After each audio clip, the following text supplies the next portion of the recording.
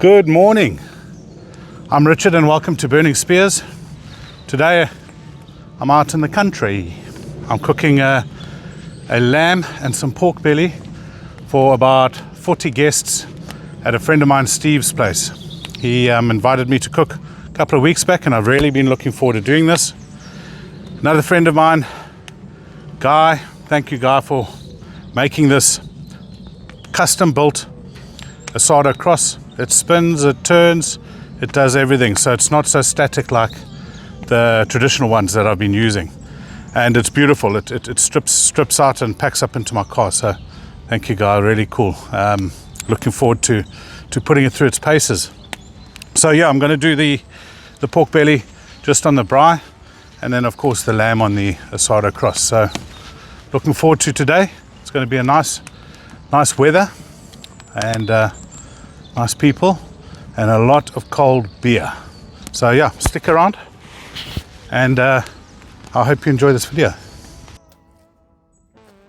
So there was a miscommunication with the butcher and the lamb was essentially butterflied. It had its spine removed. Now Asado style cooking requires the spine, A, to give rigidity and support to the whole meat structure on the Asado cross, and also it protects the meat, especially the choice cuts like the loin and that sort of thing along the top of the spine. So it was very floppy and I had to pivot and do a different tying method. Normally you just tie each leg to the Asado cross bits, but I didn't have that luxury, so I had to pivot and figure things out as I went along. But these things were made to test us, and it's like life in general.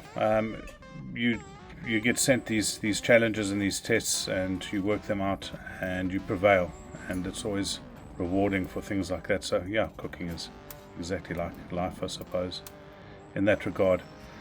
And you always just hope that it works out for the best, typically. Now basically I would have used, I used olive oil as a binder, and then the seasoning that I put on here was just simply coarse salt, and blitzed up some fresh rosemary and some black pepper. Put it in 2 days before to let that rosemary flavor steep into the salt, and then just rub the carcass with olive oil, and then put the seasoning on it, all pretty standard. And then you will see me struggle a bit and put some extra tires and figure out what I'm doing as I go along. But yeah, it worked out well. I also put some aluminium, folded some aluminium in multiple layers and put it along the spine section just to try and protect that meat, and yep, it worked out. So happy days.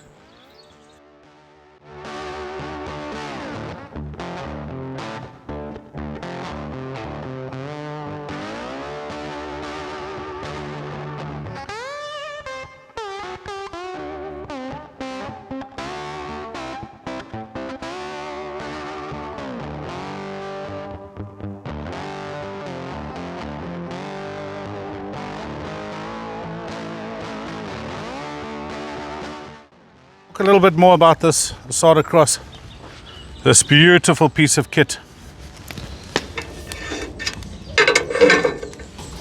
So it can drop right down, traditionally, as with Asado crosses in general, and then you can spin, and what's more,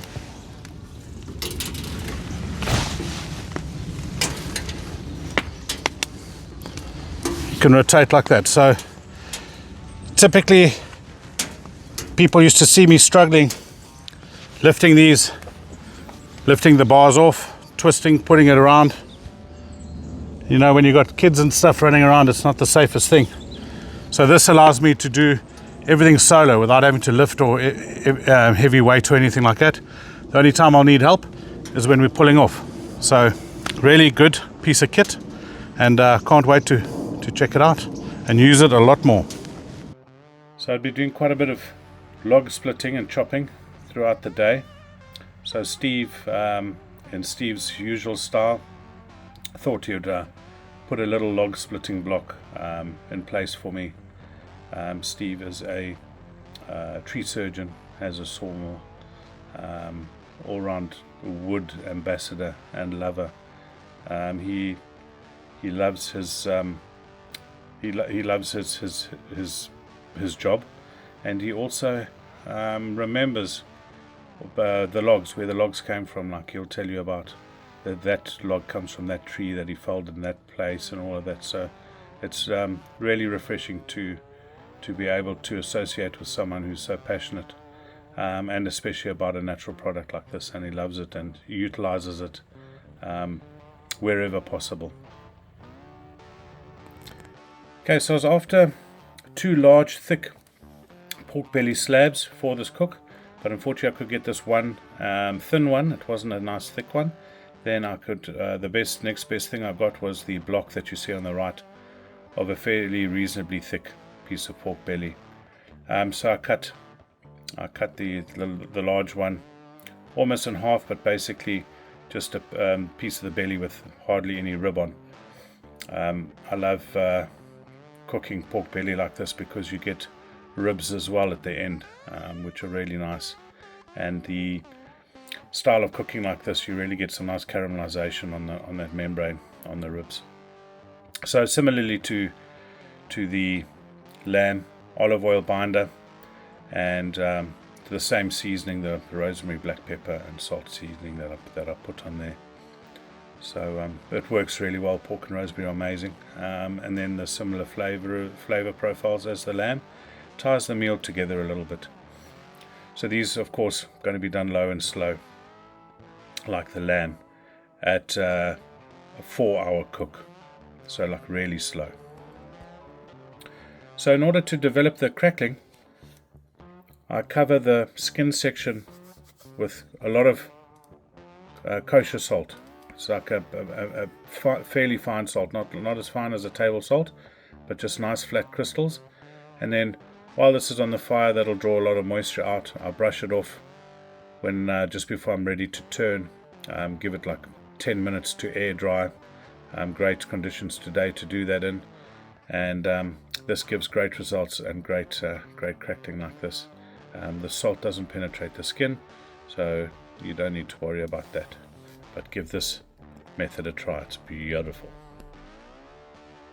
Cooking with a decent hardwood produces great embers, and you just let it burn, let it break down and develop into nice big chunks of ember, similar to charcoal. That's burnt and ready. Really great product to work with.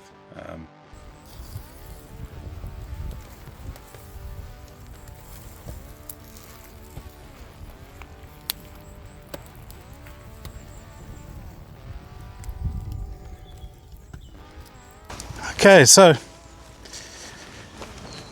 I don't want a massive fire today. There's quite a bit of wind. We're on top of a hill, so I don't want a huge fire and to be wasting tons and tons of wood. So this is a bit lower than I normally would start off. I'd normally have it at that sort of angle, but just keeping slow, constant heat. 10-12 seconds there is good enough for a cook like this, and you won't see too much going on in the first 2 hours. In fact, I think it's nearly been 2 hours, and there really isn't the fat's getting slightly translucent and dripping a little bit, but there's not the activity. You don't want to hear meat sizzling and seeing all the bubbles and stuff like that. That's not what you want. Otherwise you're going to have a dry piece of meat. So slow and steady wins the race, as always with Asado. Similarly, the pork belly I'm doing is also going to be low and slow. I'm going to try and time these to be ready together.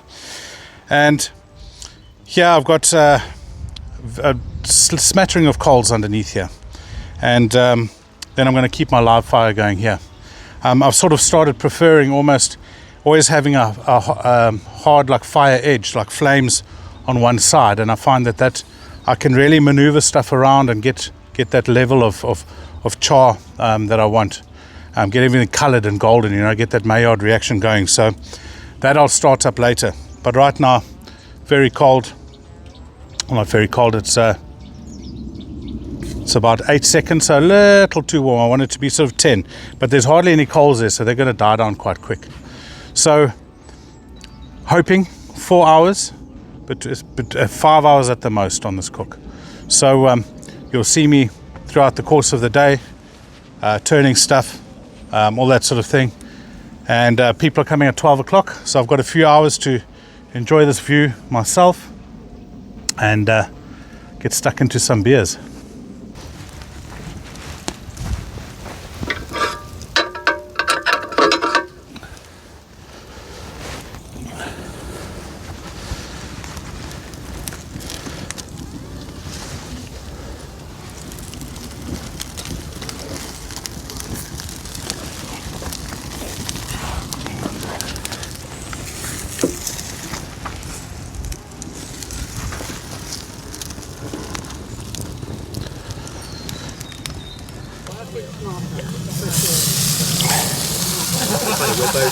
There's some nice bubbles there. Yeah, it's just about taking your time with it, keeping the heat.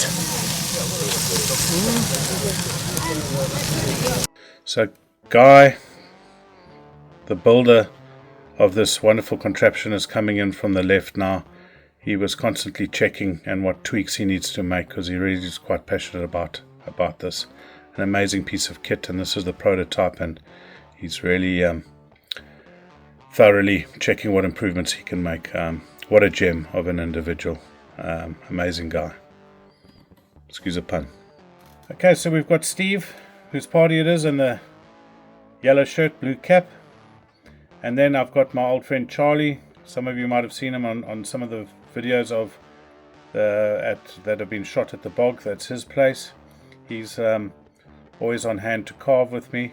Legend of a guy. And there's Guy, the maker of the Asado cross, just getting things ready and giving me a hand and taking it off as well. So my two old favorites with me on this great cook. It was a lot of work, so my footage of the actual dishing and carving and all that sort of thing wasn't great, as I was busy working, but as you can see, it all worked out good, and everyone enjoyed themselves.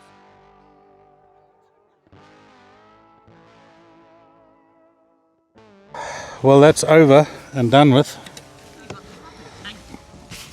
I don't have many pictures of the food dished up because I was too busy cooking it, wasn't I? But most people have left. Man, I need this chill time. So the cook was good. I hope you guys got enough of that, and I hope you enjoyed this video. A little bit different. It's not staged in my studio and blah blah blah. But yeah, certain benefits, and great. Everyone enjoyed the food. It was really good. And I have to finish this fairly soon. So let me start out on it. Cheers. Look at that view. Nice one, guys. Thank you.